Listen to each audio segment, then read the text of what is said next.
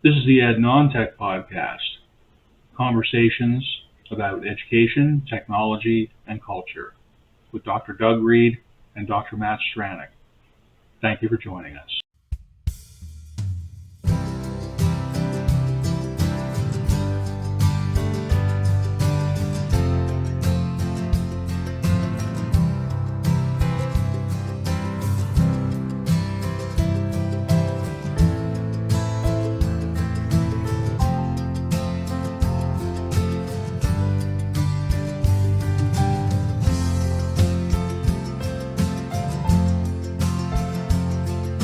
My name is Dr. Doug Reed, and I am located on Abagway, the traditional and unceded territory of the Mi'kmaq people.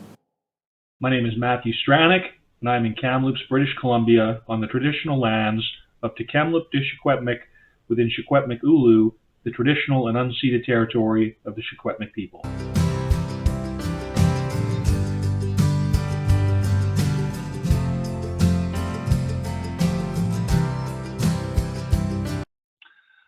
Hello, good morning, and it is indeed the morning for both of us here. This is episode number 26 of the EnT podcast, featuring my excellent colleague, Dr. Doug Reed, and myself, as ever, Dr. Matt Stranick. Doug, I don't mean to go too far into the weeds here, but just, I noticed when you were logging in, you got that groovy, logo that you've come up with for the show. The ENT, the ENT, this tattoo, right, that I've recently gotten, that my son designed, this tree design. I just couldn't help but in a moment there, just kind of noticing a similarity, in as much as this could be, all you need is like a little happy face or something on this, and you got yourself an ENT. Variant. So I guess in as much as the show today is about demonstrating learning, I sort of got this notion that things kind of percolate in the subconscious, before manifesting in certain ways. And part of me kind of just wonders if, part of my thing with getting this tattoo wasn't in a way, also motivated by the theme of this show or something to that effect. So, it's just, it's interesting. It's interesting how the subconscious mind will manifest certain things, Oh, yeah. Yeah, I had an epiphany like that this morning, too. Do tell. We moved into our house at the end of May last year. Okay. And part of the deck, there's a problem with part of the deck. I don't like it. And I've spent the better part of a year letting that percolate. And this morning, it was like, oh, here's how I fix it. And then I frantically grabbed a piece of paper and a pencil and scribbled it out.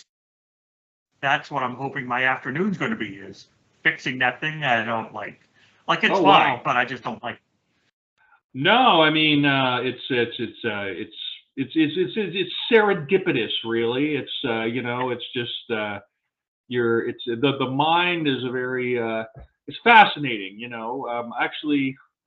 Well, I've been reading this really cool book about serial killers, the history of serial killers. Oh, okay. And it's from a historical standpoint, which I think you might appreciate as a student of history. And it's by a Canadian author, which is another reason why it's actually pretty cool. The guy has a PhD, and it's very academic, and but it's extremely engaging. It's extremely well written, So like, instead of like, flipping on the Netflix, which I never do, and watching, your, murderers documentary or whatever, this is my equivalent of that. It's fascinating because this person sort of has broken down, how over thousands of years, the human mind, the hominid mind, has sort of evolved into kind of three layers. A lot of, what, produces the people who do kind of these bizarre mass killings. A lot of them, his hypothesis really is that it's sort of a throwback to back in the days when our, ancestors, our, early human ancestors were fighting off the Neanderthals. And they went from Yep. being sort of, in this constant state of, he called it the 4 Fs, fucking, feeding, blight, or there's one other F. Anyway, where, yeah. So they went from being basically these sort of vegetarian kind of, just eating plants to, killing and cannibalizing and, being these meat eaters, basically as a result of having to constantly fight off, this threat from these other, humanish kind of species that were coexisting at the same time. So, again, there's sort of this, primal kind of animal brain, and then there's sort of this advanced cognition, which is developed, and then there's this third layer, and he explains this way better than I could, but it sort of is it's an interface between the two, and so the conduit, as it were, to between the civilized, higher functioning mind, which is only probably fewer than 20,000 years old for sure, and this other animalish brain, which has been with us for millions of years, meant to protect the species. It just the relationship there short circuits a bit. So again, this whole thing about demonstrating learning, making learning, making knowledge explicit, it kind of taps, I guess, into some of these, maybe peripheral or tangential kind of things I've been looking at in my just casual recreational reading and whatnot lately. So hopefully that's not too far off the mark there, bud. To get started, I feel like it wouldn't be the show that it is if we didn't kind of just go for a bit of a ride, at the very beginning, right? So yeah, absolutely. Anyway, and now I get to put that book in the references, which is cool. So perfect, even better. Yeah, man. So what did cause you to think of this as being, our topic for the week, my friend? This week, what I really wanted to do is getting into how people demonstrate learning. Okay.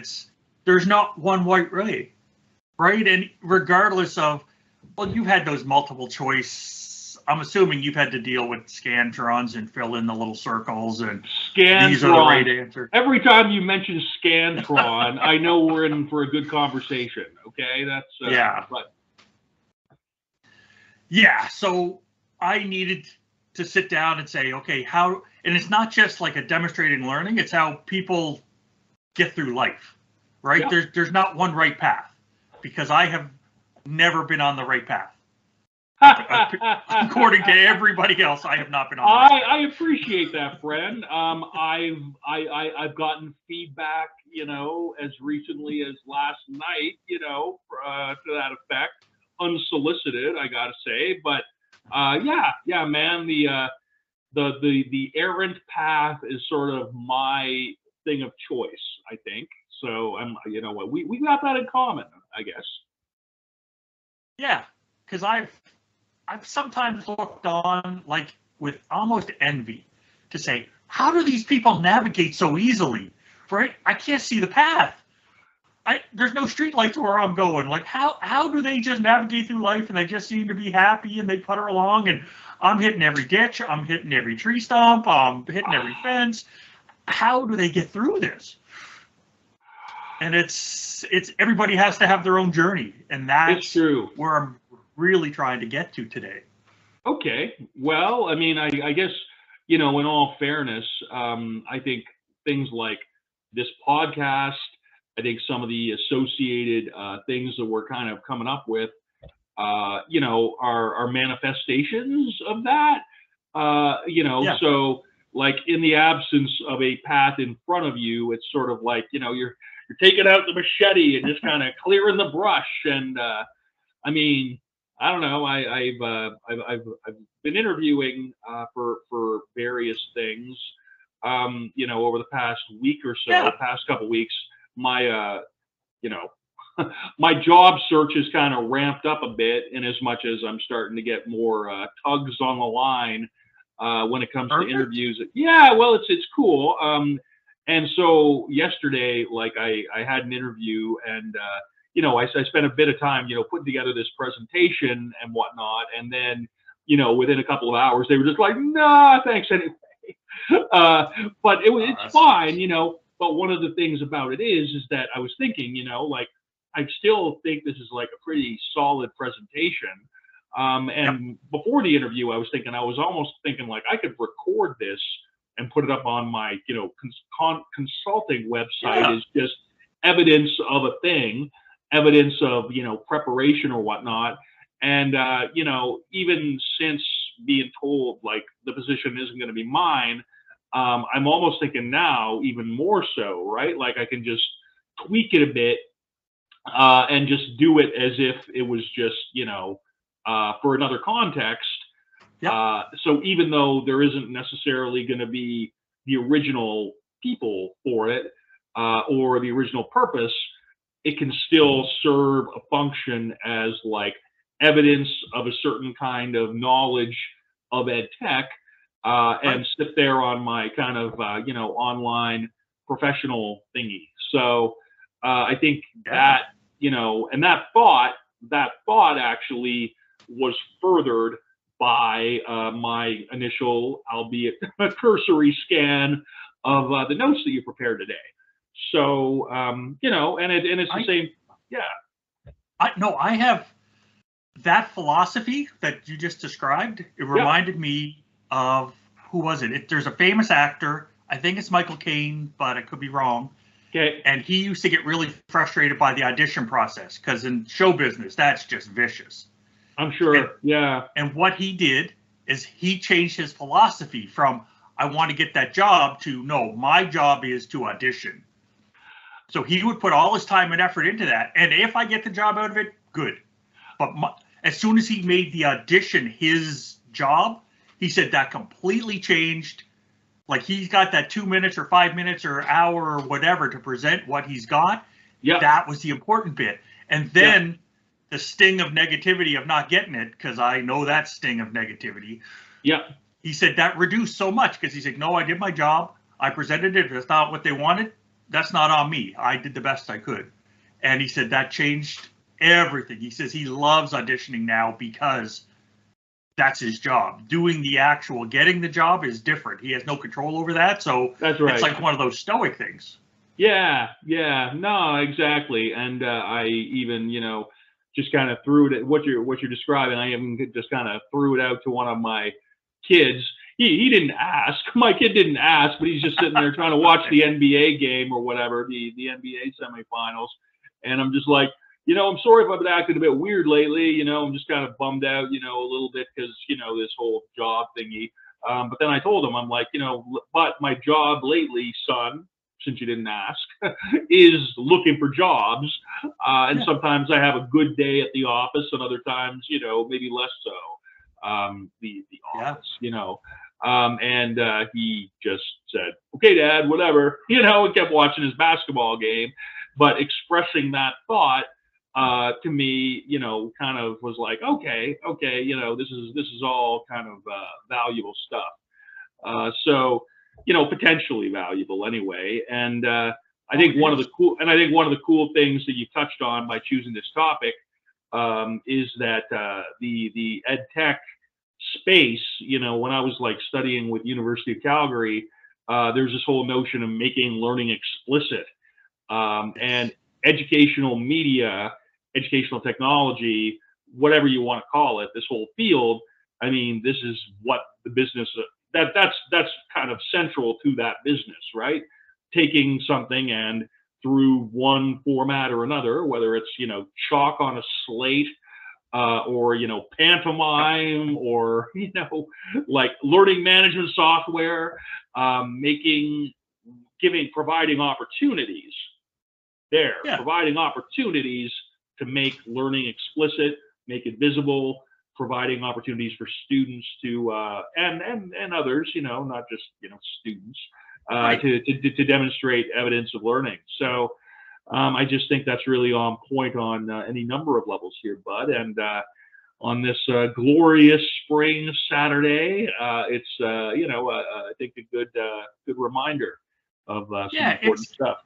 it's like when you're sitting next to a stream out in nature, Yep. and you throw a Mhm. little stick in the water, Yeah. and then you throw another stick in and another stick in. They don't follow the same path, but they all get to the same place.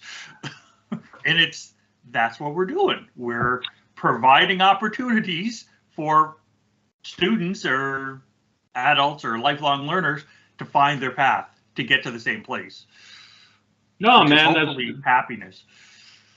yeah, or at least being able to realize their full potential, which is even that's really like Yeah. as good of a thing as I can think of, right? Just whatever you're ready for, just being given the chance to succeed as much as you can within a given context. I think that's pretty immensely valuable, right? So And that's what this is for me, this podcast. nice. This podcast lets me express myself, lets me do the reading I want. You give me the flexibility of what are we talking about today? So every day Yeah. I get to do the exploration. So I thank you for that. This podcast is a huge part of that in my life. Well, and making that happen. likewise, dude. And I guess I'll just say, in as much as I, am absent in institutional context as such at the moment, just being able to kind of, do the media piece and sort of also, put my kind of notions of narrative onto the thing. Yeah. That in itself is, that's something I wouldn't necessarily be able to do otherwise at this point, which, again, that's pretty important to me from a personal standpoint as much as from, a professional standpoint. So I actually, in a job interview that I'm still under consideration for with a green tech company in Kelowna, I actually mentioned the podcast. They were like, well, how do you stay up to date on, training and, things like that, trends and educational, stuff. And I'm like, well, actually, I do this podcast and I got this colleague who just preps this awesome reference list about stuff, with 4 or 5 or 6 things on it each week. And at this point, there's like probably, over 100 references or more if you were to compile that list. So, and I mean, that person, they could have been pretending, but they sort of gesticulated as if they were sort of, somewhat impressed by that fact. So, it's benefits both intended and otherwise, my friend, is what we're looking at here. So why don't we look at some of these readings, dude? The first one last benefit is we might actually be helping the audience that's listening too. We've only been talking about us. Oh yeah, man. I sort of, I mean, I know that the clicks sort of suggest otherwise, but I just almost assume that this is happening in a vacuum. Because I mean, these conversations are, just of the value to me that I'm like, well, I mean, if somebody's listening, great. But otherwise, it's like I'm, this is pretty much just, something I'm kind of enjoying just kind of for its own sake. So you quite raise a point. Audience, hypothetical or otherwise, Well, part of the problem is we don't have one platform. We have some people going to YouTube. We have some people going to the website.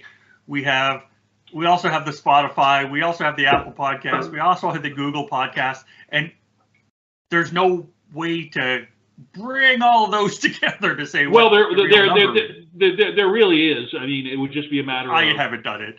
It would just be a matter of like if we chose to make the effort of like, just drilling down and like approaching each of these platforms and, looking at it with each of them. And then, but again, like that would sort of, that would be an enterprise in and of itself, which, we get to a certain point. one thing I've been really thinking more about, dude, is the notion of the ed non-tech, the ed non-tech book Yeah. proposal, which so that would be a context for that kind of endeavor, right? Harvesting that stuff and breaking it out and whatever.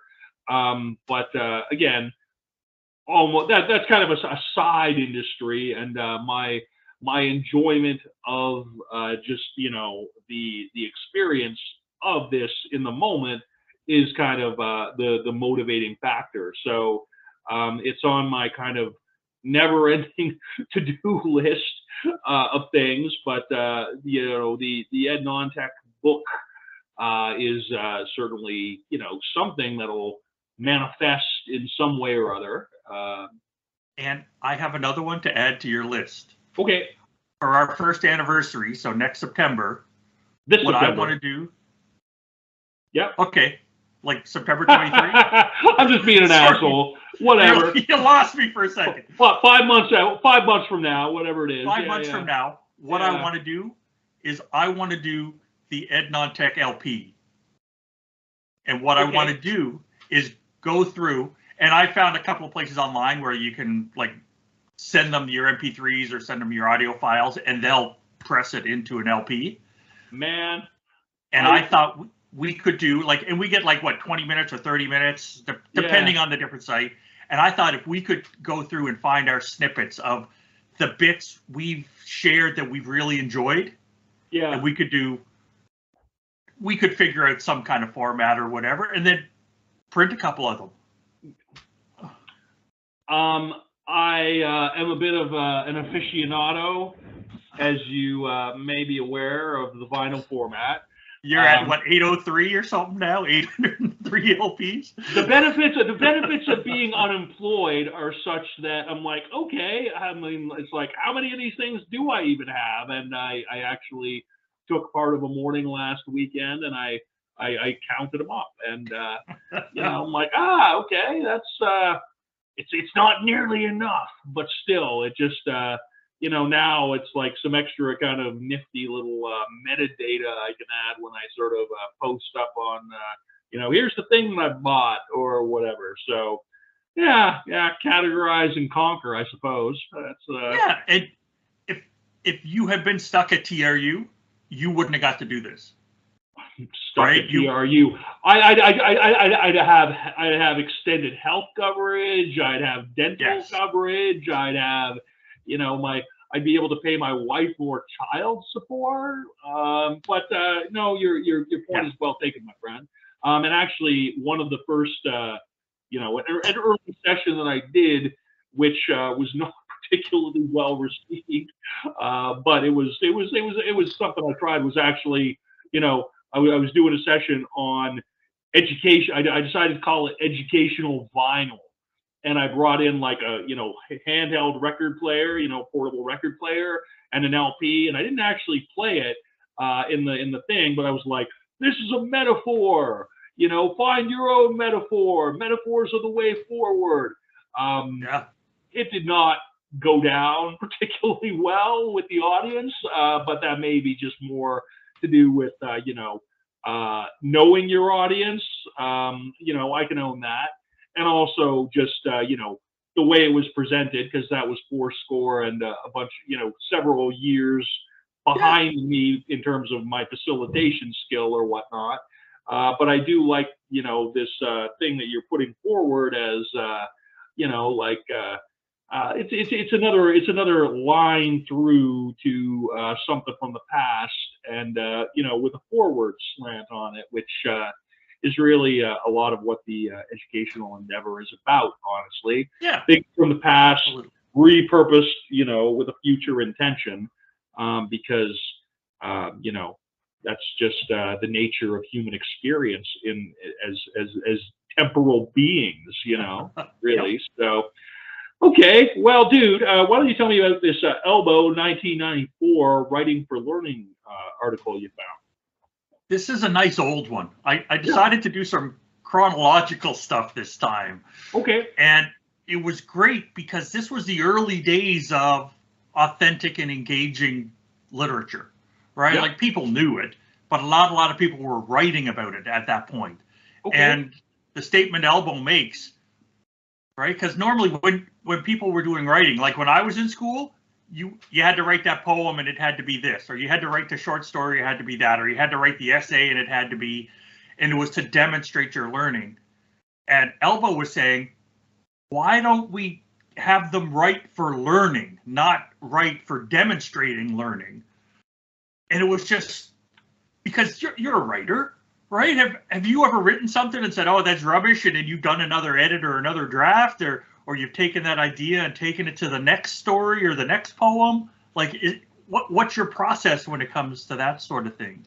Well, I mean, it just my process, and thank you for giving me credit as a writer. I just sort of think of it almost as this pathological thing I've been doing since I was a child, which uh, honestly, but it's no, man. I mean, there's no such there's no such thing as a wasted experience. There's no such thing as Yes.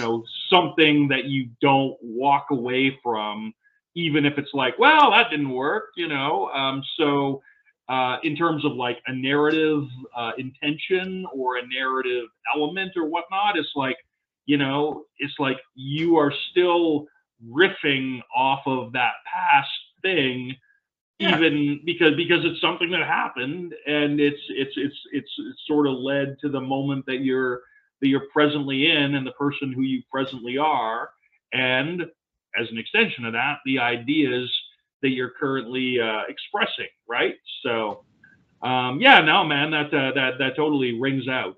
And as a reformed English teacher and somebody who's pathologically addicted to expressing themselves verbally and textually, I got to say that hits a lot of marks for me, bud. So thank you for bringing that one in. Well, uh, another point of what you just said. Yep. I remember reading a couple of years ago. Somebody said, it was talking to an author, and they said, "How did you decide to become an author?" And she said, "No, I didn't decide. I can't not be an author." No, right? That's all I can do, right? Like I have to write, I have to get it down. This is not a choice because this is hard, but I have to do it. And you just described that with your well, okay. So speaking of tattoos, in addition to the WordPress logo being here, the W also bears a striking similarity to Microsoft Word, the W for Microsoft Word. And if I sort of just position it this way, it also looks like the letter M, which, short for, Matt. So, yeah, again, like, I think one of the reasons that I've gravitated towards the WordPress and, blogging aspect of the tech enterprise to the extent that I have really is that it does further the narrative aspect of things, yes. Which is just, kind of fundamental to who I am as a person, whether I want to be or not. And it's also kind of partially why I'm getting such a disproportionate glee from these AI, image experiments, which I sometimes am inflicting on people in their social media feeds. Oh, and hey, just I don't know if you recognize the logo on this T-shirt, right? Hot Water Nope. Music. That's the band that had its name after which, from the previous episode, Remedy. On the Yep. Okay, so this is their logo, right? Hot Water Music. And what I did, sort of in the interim between last episode and this one, is I took your awesome idea of doing the customized QR code for the show and actually signed up for an online thing to do that so that I can QR.io. It's a paid service, whatever, $300 a year. It's negligible. But then what I can do is tag each episode of this show, the WordPress post, and do a customized QR code for even, further access and further, EdTech nerddom. But then also taking AI, the Bing AI generated and, generate image generator, and putting in just coming up with a custom image for each episode and plugging that in as the part of the logo. Yeah, hot water music. I fed those words into the AI image generator and used that with, and it came up with something sort of like this, but not quite. It's so that's for the last episode. You know, part of the EdTech signature, part of the unique EdTech signature that goes along with that episode. So again, narrative, new media formats, and you know, storytelling and things that kind of percolate in the mind before manifesting in certain ways. I just think it's all kind of interrelated there. And again, I appreciate having the show to give some framework, some structure to some of this stuff, because otherwise, you know, who knows, right? It may come out in different ways, or it may come out never, right? Yeah. So, what I want right now, yep, is a tracker. I want a little tracker with a little number in the corner that says, here's how many different examples we have just shared on different ways to demonstrate learning. Because we have had a dozen at least so far that we have shared, probably unintentionally, just because we're chatting. But it's, yeah, all that stuff. You had about 3 in there. Like, here's 3 different cool ways I've learned and I'm demonstrating it. But one of those things, I just find it interesting. It speaks to the fact that we're both pretty passionate about both the show and about the topic. So kudos to us for both of those things. So now, so man, the Suski 2000 article. Yeah. Fair assessment practices. Okay. And one thing that I just loved, and it's an AAHE bulletin, so it's not as academic-ish as some stuff. Whatever. But it's using many different measures. Doesn't mean like 8 multiple choice tests instead of a midterm and final. It's like that's not what we mean by different ways to demonstrate learning, right? It's still here's a process that was developed in the 30s and 40s and 50s, and everybody's got to fit into their little shoebox, and that's not what this is. It's multiple modes of representation is kind of key to you know, what I kind of was given as a tenet, if you will, of EdTech, good EdTech, you know, teacherdom, when I was kind of doing my master's and doctoral study with this stuff.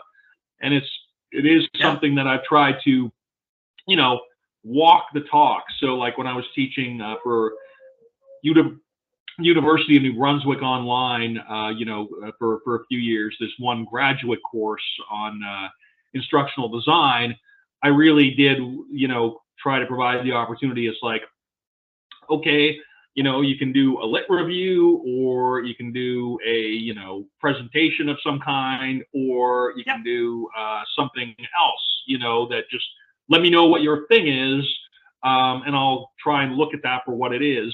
And the assessment will, you know, value the format, you know, for what it is. So I definitely appreciate, you know, the sentiment that's there, bud, for sure. Well, when I was at U of C, because you did your doctorate there, I did my master's there. There was somebody, I looked at their thesis, and I was choked because I was in the library. And my thesis was very standard. It was a mixed methods, qualitative, quantitative research study, and that doesn't sound standard to me by any stretch of the imagination, dude. And for anybody who's outside of the academic business, that would be like, really? But I mean, go on. Your point is well taken. This fellow, had done a study, and basically what his thesis was, it was done in video, and it was the experience of him taking his committee, his thesis committee through, like, because he had an Indigenous background, he took them to a sweat lodge and he took them to other cultural events, And the thesis was about their reactions to these events and how they interacted. And Fantastic. I'm like, at the time though, I was annoyed. I was like, well, that's not fair. And that lasted for about 30 seconds. And then I thought, holy crap, we can do that? We're not limited to? And I have used that philosophy, my own biased version of it, after that in my assessment of students. And it's like, it has freed me. So I had my initial reaction, and I think your initial reaction is free. I think it's, you get to react as you react. Yep. But then once you get a chance to think about it, then your actual reaction is on you. Well, Like, you kind of let your conditioning and your implicit bias, kind of yes, do what it's gonna. But then again, I think one of the things that having a background in education is helpful for is that you can then sort of step back from it, and you are sort of given some conceptual tools to be able to unpack your own thinking a little bit, and in the interest of furthering your own thinking, right? So I mean, that's kind of some of the objective of it's actually with the doctorate that I was part of, they've been running various cohorts of it, as far as I know. They only did our cohort as the ed tech specialization the one time, and then every subsequent intake they sort of rebranded it as the learning sciences, which is a cement. Yeah, which is sort of at the time I was like, well, what's that all about? But the more that I think about it, it's sort of, it speaks to more of an emphasis on what goes on in the mind and what those processes are, rather than tech as sort of the point of manifestation. Which if you kind of step back to kind of what kind of some of the underpinning things of the show is, it's about the pedagogy first, the teaching first, and then the tech. So I think actually that shift in focus within the doctoral program at UC actually it's to their credit that they fine tune their programming a bit in that regard, honestly. So. Oh, for sure. Because people doing doctorates have already proven that they can succeed in the current system, right? Yeah. They're expert learners, right? Because you had to be to get this far. You had to get good at it, or otherwise. But that leads really well into the George 2020 article that I've got, the effective teaching and exam strategies for undergrad students during COVID-19. Awesome. Right? And it's literally what they came up with. One of their findings is new strategies that are supported well by the technology allow a level of convenience to the students that aren't found in traditional teaching methodologies. And it's like, wow, can you imagine?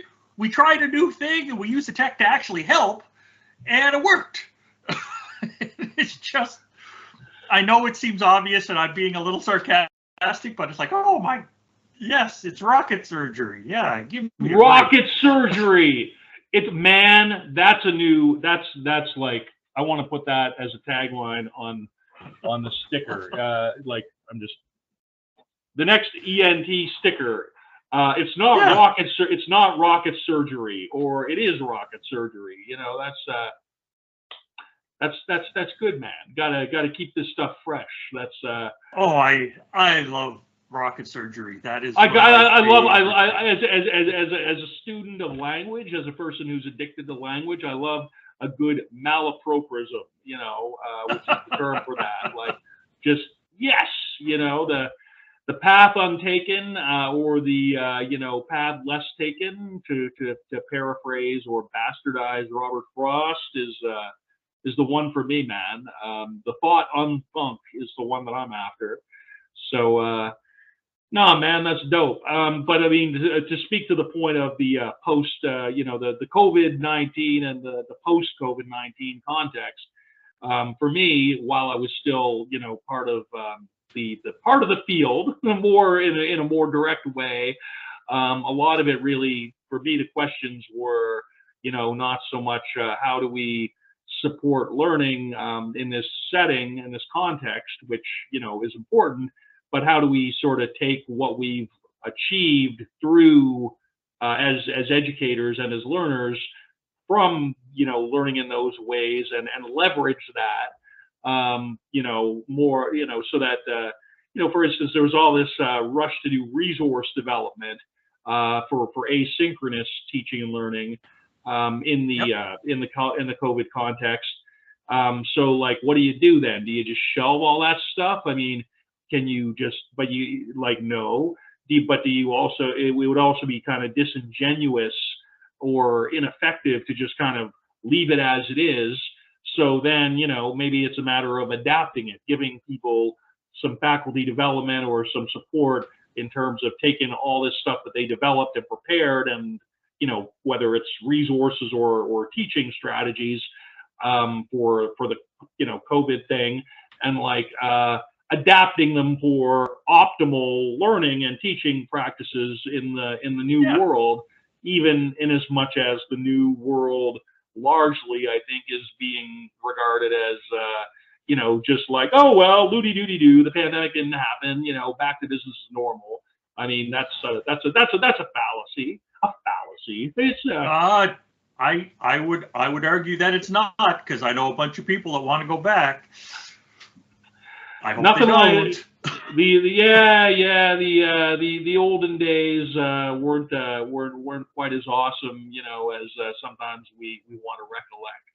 But it's cool that you were able to bring that in, So my last one is McLaughlin? Sing et al. Combining the sorry. best online and face-to-face of learning. Gotcha. Sorry, I was. Sing et al. References McLaughlin, gotcha. So that's why it's at the top. Yep. And it's again, it's another. Are you kidding? We had to write this down kind of comments. It's like, really, if we take real-world tasks and add some pedagogy to it, right? That's going to help the students. And I'm again being slightly cynical, but we do need to write these things down because some people don't get it. Some people go into their little, they follow their little snail trails to wherever, and they think, nope, this is the only way. And it's like, it is. Snail trails. That's a hell of a graphic anyway. That's a really. This graphic is going to come back because I have been threatening now for 26 and a half episodes to do a history of EdTech.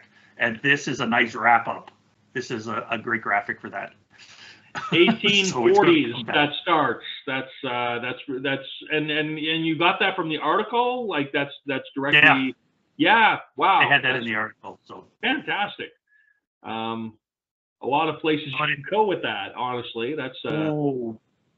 I'm going to use this as a Christmas tree, and I'm going to hang a bunch of stuff off it in a later episode. Fantastic. I'm just going to walk by and hang all kinds of stuff there to see how it goes. Well, I mean, that could be something for the much discussed EdTech, the Ed Non-Tech sandbox.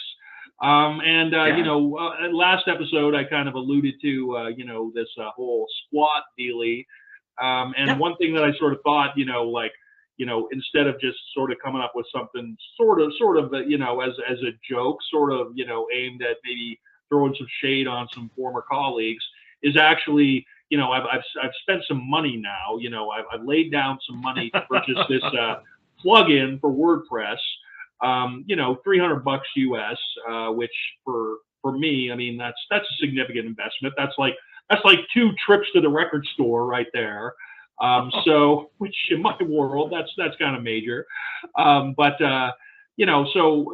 one thing that I'm thinking now, just as a result of, this show topic and the thinking that kind of led up to it, is almost like, okay, so I can do like a little instructional series on how to build, one of these submission and posting systems, right? Whatever it ends up being called. Yes. And further to that, as a sort of case evidence thingy to make it actually worthwhile beyond just as a, here's the plugin and here's how you put it into your WordPress site and here's how you, use it to create something that people can, upload content, besides the how-to factor, which I think is actually going to be pretty cool. And I'll be posting about that, is also, being able to take these AI prompts and like, okay, so come up with an AI prompt, take your graphic and use that as the basis to populate this, website. You share the prompt, share the result of the prompt, and hopefully it'll be something which will accommodate both the visual. And I've also got a friend on Facebook, not the same friend who drunk messaged me last night, but somebody else who has like actually been sort of doing some experiments with AI to create musical stuff. Yep. So again, you mean like the one I sent you a couple of months ago? Well, yeah, but then there's also, just this guy in Fredericton might be who's slightly better. Well, it's not that it's better. It's just there's this guy in Fredericton who shall remain nameless for now. But he's like, it's sort of like he keeps following it up. It's like it's something that every few weeks I see something come up in my feed where I'm like, okay, this is a new aspect. This is a new thing that you're trying out with that. It's a new composition using this new set of tools, right? So I think having, a Splot like whatever experience where people could, upload their AI creations, visual or audio, or, even like just the transcript of an interesting chat with the GP, having that kind of thing be the basis for one of these, WordPress, things. I just think that, again, my interest of converging media formats is accommodated by that. So the whole, sandbox thingy and having, a Christmas tree. I'm thinking like of an H5P thingy where you can like drag and drop and add stuff to it. It's an upside down and tech. Yeah, please do. I got 4 points on what you said. First, I do want to do a Splot episode or a Splot-like episode. Yeah. But I want to make sure you had your thing built first before. Yeah. Because I knew you had a good week going with some interviews. I needed conceptual clarity before I started doing the build, and I didn't quite have that. And I didn't quite have that until today. So. Okay, well, it's on the list for when we get there. 2, I don't think it's throwing shade because part of academia is taking an idea that somebody's had and applying critical thought to it and stretching it and pulling it and see how malleable it is. So that's not throwing shade. That's being an academic. Let's take a look. Let's test the thought. I appreciate that. I'm always the first person to undermine my own motives just as a thing of both neuroses and a critical function. But thank you for that. Right. So I'm going to keep doing this, right? I'm going to keep. No, man. What's the third thing? The next point is, when you're talking, you brought it right back to the Sing article. Yep. You did a big loop with your thinking, came back to the Sing article, right? Because one of the things they say is people can't obtain knowledge without collaboration and active participation in real world things. Yep. So as you're coming to grips with how to put all that together, I would like to do an episode where you've got her under control and you're showing me, and we can record that. So then people can see like a real world. I want to learn. You're helping me. We're collaborating as we go at a distance and using the tech to create more learning for people. Like a very meta kind of thing. And that can be a different way to approach the podcast. Recursive. I mean, any contemporary model of instructional design, speaks to the notion of you don't just sort of set it and forget it.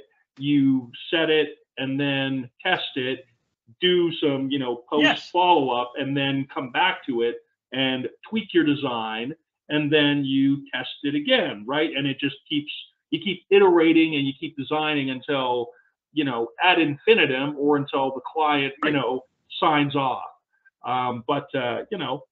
Thank you. That's I appreciate that, catching that really. So that's awesome. Yeah, that just twigged in my head, and it's like, oh, we have to do that.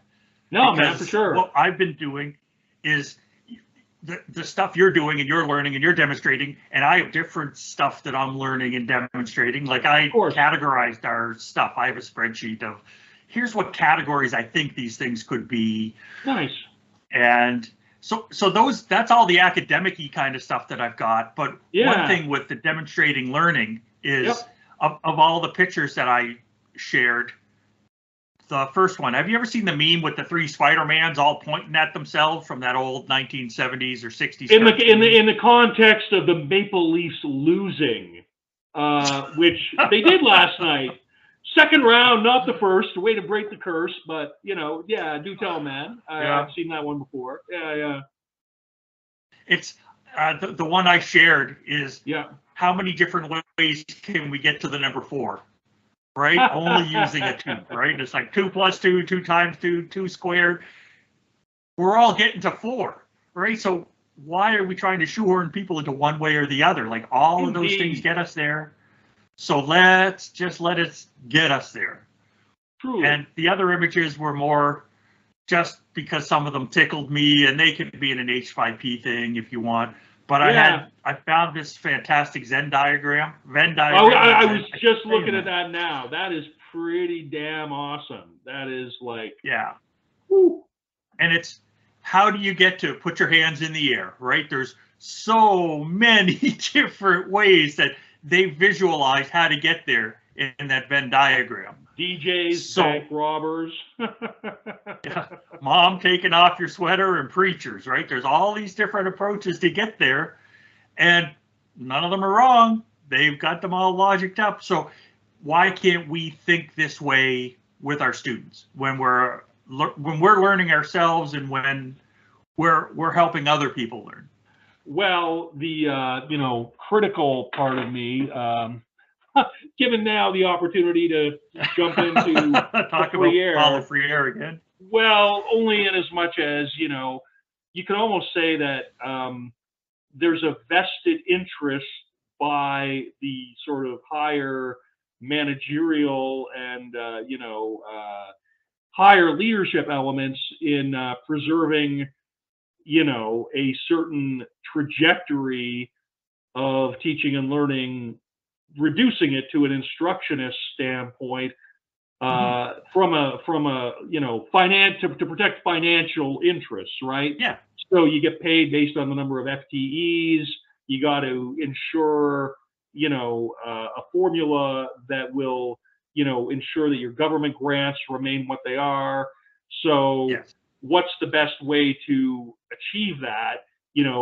Stability of teaching and learning. So stability of teaching and learning would, if you're looking at it from a strictly neoliberal and financially, valued standpoint, what's the consistent way to separate students or their parents from tuition fees and to preserve FTEs? It's like, well, we got this one approach to teaching and learning, and that's what we're going to stick with. So it's not, from that standpoint, it's not necessarily in the interests of, upper management, I want to say, or leadership, to value differentiated or, approaches to teaching and learning that don't sort of fit into certain slots, which I suppose underlying criticism of, a lot of approaches to tech with teaching, because it really seems like it's more emphasis on just, slotting things in a certain way to achieve certain categories of assessment and evaluation, rather than leveraging the opportunities for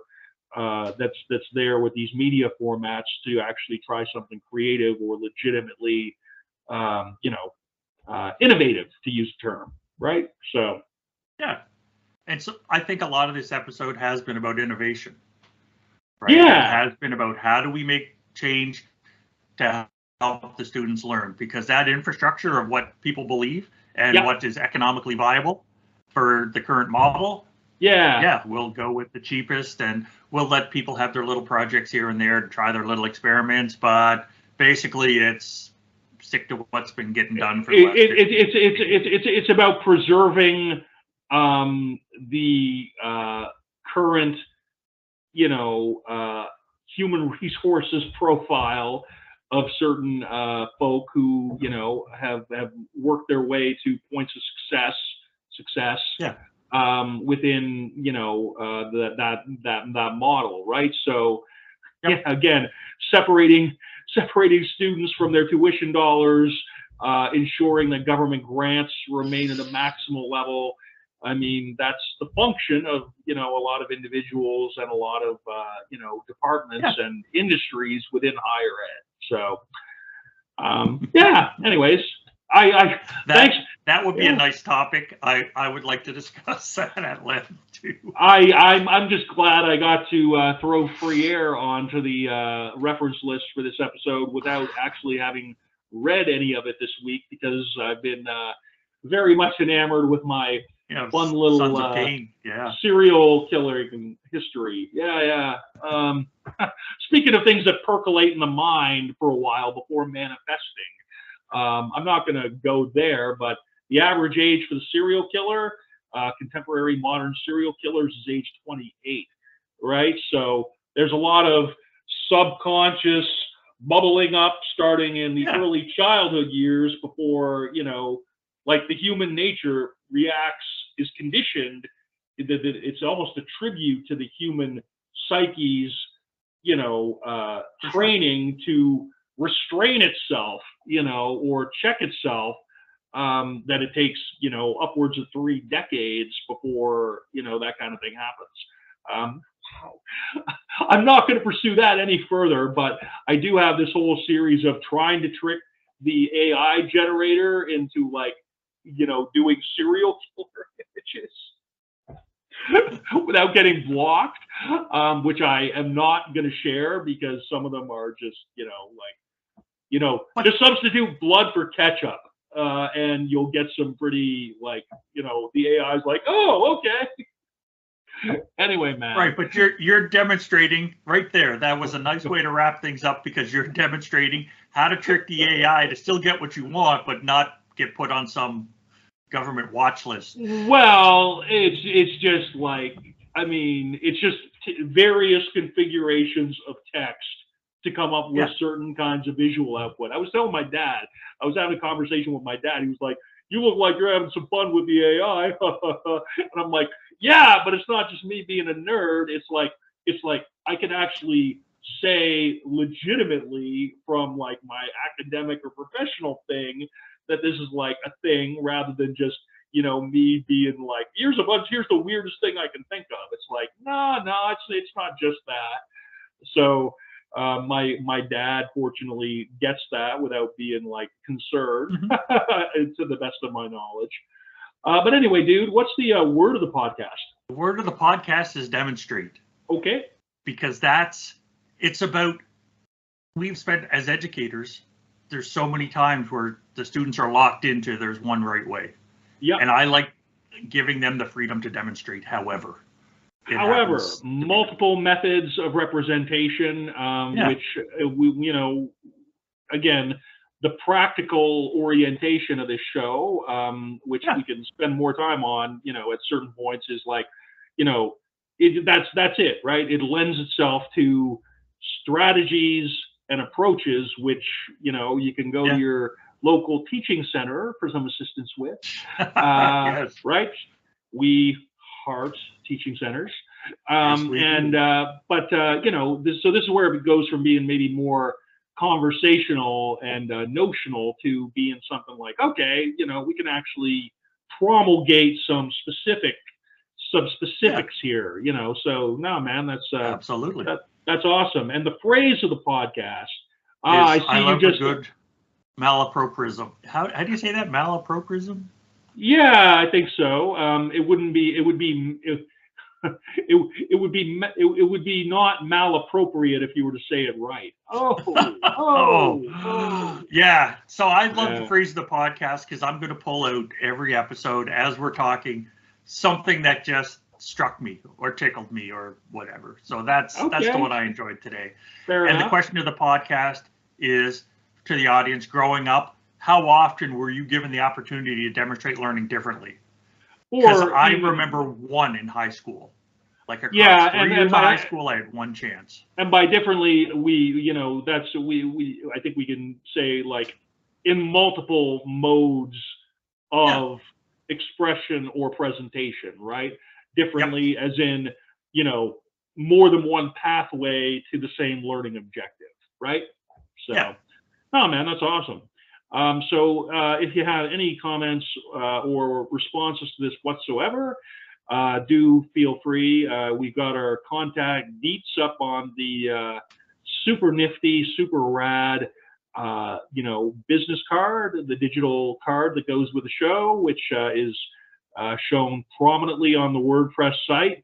And further to that, there's the comments section for these posts, and we're both reachable by our respective public-facing social media channels and email. So we are also available on the street. So if you're walking down the street and say hi. On the street, yeah. Yeah, I spend time walking around.